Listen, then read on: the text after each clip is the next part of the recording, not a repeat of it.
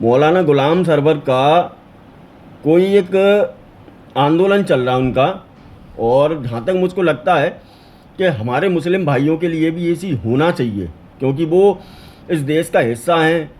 इस देश के हर चीज़ में उनका हक है।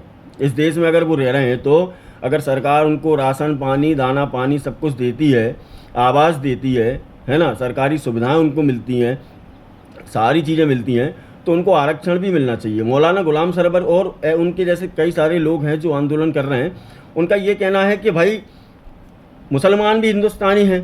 अब जैसे हिंदुओं में अब ऐसे बांट रखी कैटेगरियाँ कि अपने को जनरल, ओबीसी, एससी और एसटी, तो उनमें ओबीसी तक ही सीमित है।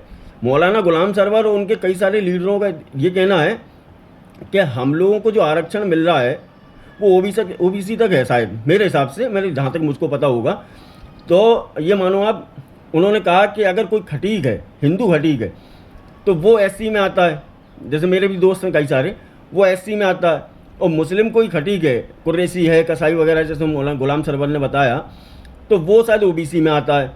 तो इनका जो वो चल रहा है इनमें भेदभाव, तो मैं तो ये कहता हूँ भाई, अगर सरकार को ऐसा लगता है, सरकार को ये लगता है कि इनको वाकई में आरक्षण देना चाहिए और उस कैटेगरी में, उस जो कैटेगरी है एससी एसटी या ओबीसी जो भी है, उसको शामिल करना चाहिए उनको उनमें, तो बिल्कुल करना चाहिए। इससे सरकार को भी फ़ायदा है, आगे चल के मुसलमान ही वोट देंगे, उनके बच्चों को रोज़गार मिलेगा, जो पढ़ाई वो कर रहे हैं उसमें उनको फ़ायदा मिलेगा बच्चों को, है ना, नौकरियों में, नंबरों में फ़ायदा मिलेगा उनको। भाई मिलना भी चाहिए, मुसलमान भी इस देश का हिस्सा है यार, ऐसा नहीं है।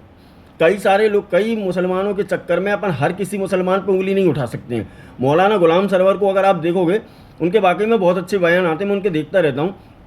बीजेपी से संबंधित आते हैं उनके बयान, बहुत सारी चीज़ें आती हैं, है ना। वो कह रहे हैं, बार बार भी कहते हैं कि तुम अगर ये सोचते हो कि कांग्रेस तुम्हारी खास है या फिर समाजवादी तुम्हारी खास है, तो ऐसा नहीं है। ये तुम्हें as a vote bank use करते हैं। मौलाना गुलाम सरवर का कहना कि as a vote bank use करते हैं ये लोग, ठीक है। कभी अखिलेश यादव ये नहीं चाहेंगे कि मुसलमान कभी आगे बढ़े, कभी नहीं बढ़ेगा, ना कभी ये बढ़ाने देंगे उसको। ये गोलियां चलवाते हैं, राम भगवान के मंदिर पे जो कार सेवक थे उन पे गोलियां चलवाई इनके पापा ने, इन लोगों ने। और साधुओं का वो कर रहे हैं, उपास उड़ा रहे हैं पप्पू यादव के जरिए। पप्पू यादव कह रहे हैं चोरी करी, तो पूरे देश के साधुओं का अपमान कर रहे हो आप। भगवा वस्त्र धारण करके संसद पे आप अगर बाहर पे इस तरह का प्रदर्शन कर रहे हो, तो आप पूरे देश के साधुओं का अपमान कर रहे हैं।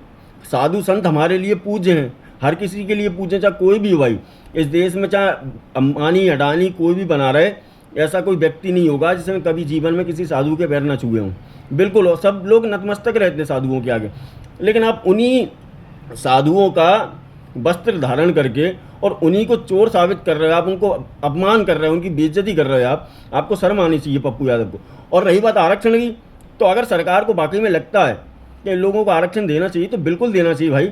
वो भी इस देश का हिस्सा हैं, उनको भी हक है, उनको भी आगे बढ़ना चाहिए। और ताकि वो लोग अपनी पढ़ाई वगैरह में भी अपने नंबर, कुछ नंबर की वजह से कुछ लोग रह जाते हैं, तो उनको उस चीज़ का फ़ायदा हो, जिससे उनके भविष्य उज्ज्वल हों आगे चल के यार। जय हिंद दोस्तों।